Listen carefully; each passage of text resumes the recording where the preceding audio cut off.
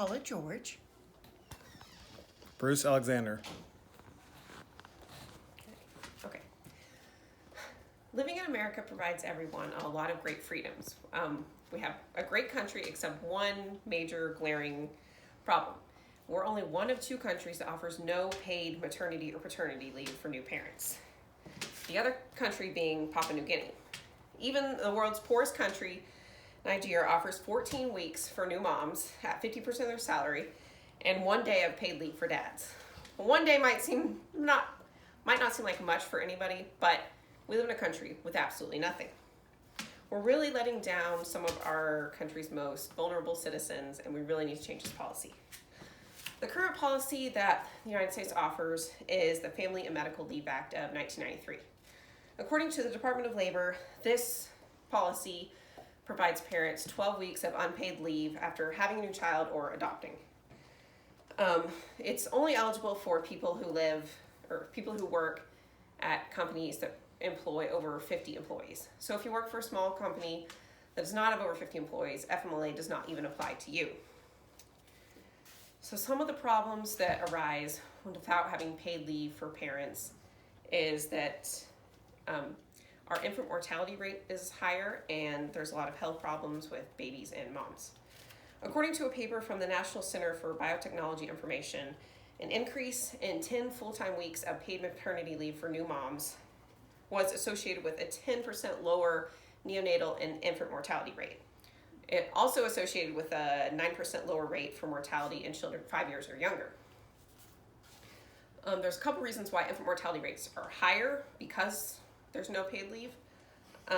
When you give parents the proper time off to bond with their children, breastfeeding rates are higher, which reduces infant and child morbidity and mortality. The breastfeeding, when you breastfeed longer, it can reduce infection, instances of diabetes, leukemia, and meningitis. It also, having paid time off with your child, reduces preterm birth. Preterm birth is a major cause of death in infants. When mothers are given paid time off even before the birth, like a lot of countries offer, they're able to take the stress off themselves. They're able to be on bed rest if they need to, if there's physical issues causing preterm birth, and it can really prevent a lot of preterm births. Also, when parents are off after having a baby and they don't have to worry about money, they're able to access a doctor visit. Say, your baby's 8 weeks old and they're sick and you need to take them to the doctor, but you have to choose between losing a day's pay and taking care of your child. So well-child visits go up exponentially when parents have time off. CIA.gov has the 2017 infant mortality rate for the United States, and right now it is at, 2017, it was at 5.8 deaths per 1,000 live births. That's roughly 22,000 babies per year. We're ranked below 50 other developed countries. Japan, Finland, Sweden, Hong Kong, Iceland, they all have less than 3 deaths per 1,000 live births. So really, for a developed country, that we're really letting babies down. So another aspect of longer or any paid leave is that it makes a big difference on a mother's well-being. A paper in the Journal of Mental Health Policy and Economics shows that when mothers have less than 12 weeks leave and less than 8 weeks of paid leave, it's associated with a higher increase of depressive symptoms. Less than 8 weeks of paid leave for new moms results in overall decline of health. So what do we do? So, for example, our neighbors to the north of us, Canada, they offer 16 weeks of paid maternity leave at 55% of the salary. They also offer 35 weeks of paternal leave for mom or dad at the same rate.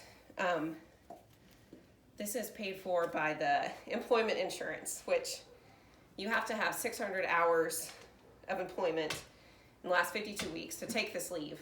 But basically you pay into this as you work, so it's not at the employer's or the government's fault to pay for it. Canada's infant mortality rate is 4.5 deaths per 1,000 births, so lower than us. Poland is a great country to have a baby in. They offer maternity leave for 20 weeks at 100% of your paid salary, and 2 weeks for fathers at 100% of their paid salary. They also offer a parental leave for 26 weeks, 80% of your salary, or 32 weeks at 60% of your salary. And Poland is a little different, where you can take your leave in 2 chunks, and you can actually take your leave up until your child is 6 years old. So you can take a large chunk off when they're a newborn, and say something happens when they're 2, you lose childcare, you can take more time off. And Poland, their infant mortality rate is 3.22 per 1,000 live births. And in Poland, they use a social insurance fund to pay for leave. So it's kind of like your Social Security system, where everyone pays into it. But again, it's not at the employer's expense, which is a large concern of people who are against paid leave. They think small businesses are going to go bankrupt if we mandate paid leave, but there's plenty of ways around this. And obviously, like we've seen in Poland, the infant mortality rate is almost half of what it is in the United States, which is just not acceptable.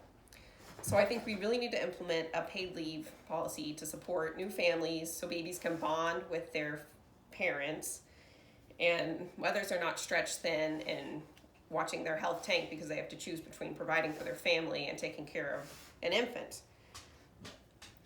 So yeah, we need to implement a paid leave for the United States. And finally, so we're not dead last once Papua New Guinea decides to enact a paid leave.